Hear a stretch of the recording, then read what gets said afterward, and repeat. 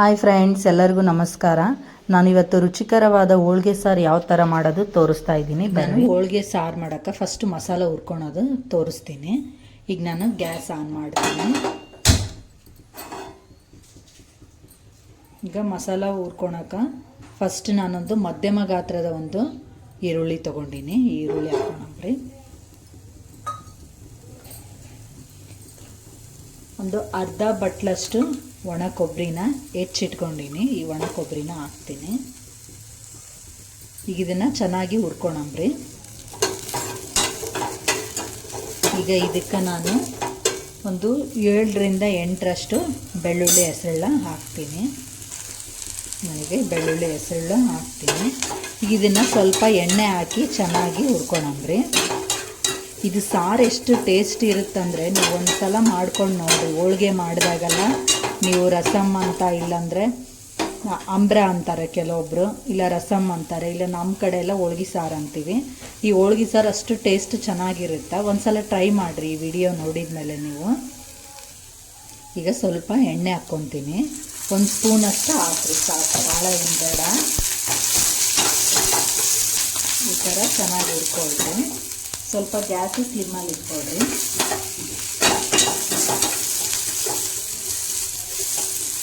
ಈಗ ಇದನ್ನು ಹುರಿತಾನೆ ಇದಕ್ಕೆ ನಾನು ಒಂದು ಅರ್ಧ ಸ್ಪೂನಷ್ಟು ಜೀರಿಗೆ ಹಾಕ್ತೀನಿ. ಒಂದು ಅರ್ಧ ಸ್ಪೂನಷ್ಟು ಜೀರಿಗೆ ಮತ್ತು 1 ಸ್ಪೂನಷ್ಟು, 1ರಿಂದ ಈಗ ನಾನು 1 ಸ್ಪೂನು, ಈಗ ಈ ಸ್ಪೂನಿಂದ ನಾನು ಒಂದು 3 ಸ್ಪೂನಷ್ಟು ಧನಿಯಾ ಹಾಕ್ತೀನಿ. ಇದಕ್ಕೆ ಧನಿಯಾ ಅಷ್ಟೇ ಹಾಕ್ಕೊಳ್ರಿ. ಮತ್ತು ನೀವು ಚಕ್ಕೆ, ಮೊಗ್ಗು, ಪತ್ರಿ, ಈ ಥರ ಪಲಾವ್ ಎಲೆ ಯಾವುದು ಮಸಾಲ ಬೇಡ, ಇಷ್ಟೇ ಸಾಕು. ಧನಿಯಾ ಒಂದಿದ್ರೆ ಇದಕ್ಕೆ ಲೈಟಾಗಿ ಮಸಾಲ ಇರುತ್ತೆ. ಸಾರು ಅಷ್ಟೇ ಲೈಟಾಗಿ ಘಮ ಕೊಡ್ತಿರುತ್ತೆ. ಟೇಸ್ಟು ಚೆನ್ನಾಗಿ ಅನಿಸುತ್ತೆ. ನೀವು ಇನ್ನು ಉಳಿದಿರೋ ಮಸಾಲ ಎಲ್ಲ ಹಾಕಿದರೆ ಸಾರಿನ ಟೇಸ್ಟು ಘಮನೂ ಹೋಗ್ಬಿಡುತ್ತೆ. ನೀವು ಊಟ ಮಾಡಬೇಕಾದ್ರೆ ಆ ಮಸಾಲ ಸ್ಮೆಲ್ಲೆಲ್ಲ ಬಾಯಿ ತುಂಬ ಹರಡುತ್ತೆ. ಅದು ಟೇಸ್ಟ್ ಅಷ್ಟೊಂದು ಸರಿ ಅನಿಸಲ್ಲ. ಅದಕ್ಕೆ ಧನಿಯಾ ಒಂದೇ ಹಾಕ್ರಿ ಇದಕ್ಕೆ. ಈಗ ನಾನು ಜೀರಿಗೆ, ಬೆಳ್ಳುಳ್ಳಿ ಮತ್ತು ಧನಿಯಾನ ಹಾಕಿನಿ. ಈಗ ಸ್ವಲ್ಪ ಕರಿಬೇವು ಹಾಕೋಣ ಇದರಲ್ಲಿ ಹುರಿಯೋಕ್ಕೆ.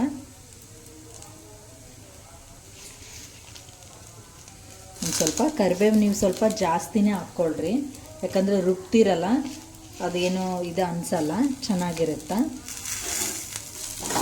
ಈ ಥರ ಹಾಕಿ ಇದನ್ನು ಚೆನ್ನಾಗಿ ಹುರ್ಕೊಳ್ರಿ. ನೀವು ಮೇನ್ ಸಾರು ಟೇಸ್ಟ್ ಚೆನ್ನಾಗಿ ಆಗ್ಬೇಕಂದ್ರೆ ಇದರಲ್ಲಿ ಮೇನು ಇದು ಮಸಾಲ ಚೆನ್ನಾಗಿ ಹುರ್ಕೋಬೇಕು. ಆಮೇಲೆ ನಾವು ಇದಕ್ಕೇನು ಹುಣಸೆ ಹಣ್ಣು ನೆನೆ ಹಾಕ್ತೀವಿ, ಆ ಹುಣಸೆ ಹಣ್ಣು ಸಮ ಕರೆಕ್ಟಾಗಿ ಹಾಕ್ಕೊಂಡಿರ್ಬೇಕು. ಹುಣಸೆ ಹಣ್ಣು ಸ್ವಲ್ಪ ಜಾಸ್ತಿ ಇದ್ದರೆ ಸಾರು ಟೇಸ್ಟ್ ಚೆನ್ನಾಗಿರುತ್ತೆ. ಇದು ಇಷ್ಟೇ ಹುರಿಯೋಣ.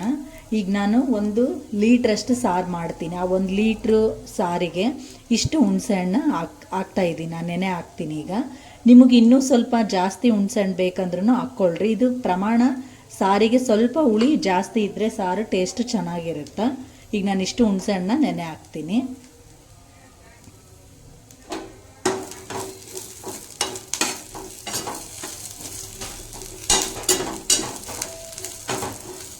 ಇದು ನೋಡ್ರಿ ಚೆನ್ನಾಗಿ ಫ್ರೈ ಆಗಕತ್ತೈತೆ. ಇನ್ನೊಂದು ಸ್ವಲ್ಪ ಆಗಲಿ. ಹಿಂಗೆ ಇದನ್ನು ನೀಟಾಗಿ ಹುರ್ಕೊಳ್ರಿ. ನಾನು ಈ ಥರ ಬೇಳೆನ ಕುದಿಸಿ ಇಟ್ಕೊಂಡೀನಿ. ನಾವು ಹೋಳ್ಗೆ ಮಾಡಬೇಕಾದ್ರೆ ಬೇಳೆ ಕಟ್ಟೆಲ್ಲ ತೆಗಿತೀವಲ್ಲ, ಆ ಥರ ಕಟ್ಟು ತೆಗೆದು ಈ ಥರ ಬೇಳೆನ ಸ್ವಲ್ಪ ತಕ್ಕೊಳ್ರಿ. ನೀವೇನು ಭಾಳ ಬೇಳೆ ಬೇಕಾಗಲ್ಲ. ನನಗಿದಿಷ್ಟನ್ನು ಹಾಕಲ್ಲ, ಅರ್ಧ ಹಾಕ್ತೀನಿ. ಈ ಕಟ್ಟಿದ್ರೆ ಸಾಕು, ಕಟ್ಟಲ್ಲೇ ನಾವು ಸಾರು ಮಾಡ್ಕೋಬೋದು.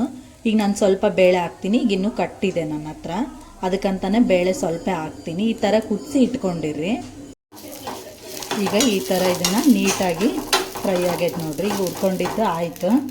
ನಾನೀಗ ಒಗ್ಗರಣೆ ಹಾಕೋದು ತೋರಿಸ್ತೀನಿ. ನಾನೀಗ ನಿಮ್ಗೆ ಬೇಳೆ ಹೇಳಿದ್ನೆಲ್ಲ ಕುದಿಸಿರೋದು. ನೀವು ಇದನ್ನು ಕಡಲೆಬೇಳೆ ಆದರೂ ತೊಗೋಬೋದು, ಇಲ್ಲ ತೊಗರಿಬೇಳೆನಾದರೂ ತೊಗೋಬೋದು. 2ರಲ್ಲಿ ಯಾವುದಾದ್ರೂ ತೊಗೊಳ್ರಿ, ನಡೆಯುತ್ತಾ. ಈಗ ಇದನ್ನು ತೆಗೆದು ನಾನು ಇದರಲ್ಲಿ ಸ್ವಲ್ಪ ಗ್ಯಾಸ್ ಬಂದ್ ಮಾಡ್ಕೊತೀನಿ. ಈಗ ಇದಕ್ಕೆ ಸ್ವಲ್ಪ ಕೊತ್ತಂಬರಿ ಹಾಕಿ ನಾನು ಇದನ್ನು ಮಿಕ್ಸಿ ಮಾಡ್ಕೊತೀನಿ. ಸ್ವಲ್ಪ ನೀರು ಹಾಕಿ ಇದು ಪೂರ್ತಿ ಚಟ್ನಿ ಥರ ಮಿಕ್ಸಿ ಮಾಡ್ಕೊಳಂಬ್ರಿ. ನೀಟಾಗಿ ಭಾಳ ನುಣ್ಣಗೆ ರುಬ್ಕೊಳಂಬ್ರಿ ಇದನ್ನು. ಈಗ ನಾನು ಮಿಕ್ಸಿ ಮಾಡ್ತೀನಿ. ಒಂದು ಪಾತ್ರೆ ಇಟ್ಕೊಂಡು ಗ್ಯಾಸ್ ಆನ್ ಮಾಡ್ಕೊಳ್ರಿ. ಈಗ ಇದಕ್ಕೆ ಒಂದು 3ರಿಂದ 4 ಸ್ಪೂನಷ್ಟು ಎಣ್ಣೆ ಹಾಕ್ಕೊಳ್ರಿ. ಭಾಳ ಏನು ಬೇಡ, ಒಗ್ಗರಣೆಗಷ್ಟೇ. ಈಗ ನಾನೊಂದು 2 ಸ್ಪೂನ್ ಸಾಕು, 4 ಸ್ಪೂನ್ ಬೇಡ, 2 ಸ್ಪೂನ್ ಅಷ್ಟು ಹಾಕ್ಕೊಳ್ರಿ. ಇದು ಎಣ್ಣೆ ಬಿಸಿ ಆಗಲಿ, ಸ್ವಲ್ಪ ಜೀರಿಗೆ ಸಾಸಿವೆ ಹಾಕೋಣ. ಒಂದು ಸ್ವಲ್ಪ ಜೀರಿಗೆ ಸಾಸಿವೆ ಒಗ್ಗರಣೆಗೆ. ಇದು ಸ್ವಲ್ಪ ಚಟಪಟ ಅಂದಲಿ.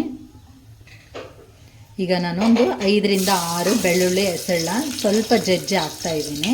ಈಗ ಇದು ಎರಡನ್ನೂ ಚೆನ್ನಾಗಿ ಫ್ರೈ ಆಗಲಿ. ಈಗ ಸ್ವಲ್ಪ ಕರಿಬೇವನ್ನ ಹಾಕೋಣ ಇದರಲ್ಲಿ.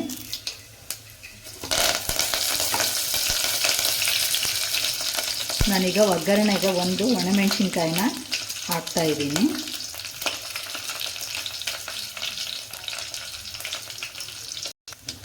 ಈಗ ನಾನು ಹುಣಸೆ ಹಣ್ಣು ಹಿಂಡಿಟ್ಕೊಂಡಿನ ಹುಣಸೆ ಹಣ್ಣನ್ನು ಇದಕ್ಕೆ ಹಾಕ್ತೀನಿ.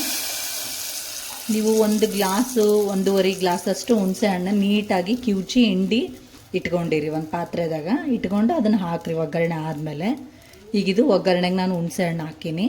ಇನ್ನೊಂದು ಸ್ವಲ್ಪ ನಾನು ಹುಣಸೆ ಹಣ್ಣು ಹಿಂಡ್ಕೊಂಡು ಹಾಕ್ತೀನಿ.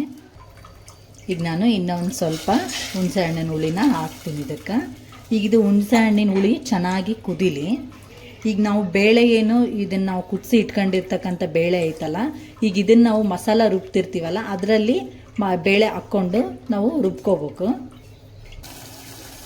ನೋಡ್ರಿ, ಈಗ ಇದು ಪೂರ್ತಿ ಕುದಿಯತನ ನಾವು ಇದಕ್ಕೆ ಏನು ಮಸಾಲಾನ ರುಬ್ಬಿರೋದನ್ನು ಹಾಕೋದು ಬೇಡ. ಇದು ನೀಟಾಗಿ ಕುದ್ದ ಮೇಲೆ ಮಸಾಲ ರುಬ್ಬಿರೋದು ಮತ್ತು ನಾವು ಬೇಳೆ ಬಸ್ತಿರ್ತಕ್ಕಂಥ ನೀರು ಇರ್ತಾವಲ್ಲ ಕಟ್ಟು, ಅದನ್ನು ಸೇರಿಸಿ ಎರಡನ್ನೂ ಮಿಕ್ಸ್ ಮಾಡಿ ಇದ್ರಕ್ಕೆ ಹಾಕೊಂಡ್ರಿ.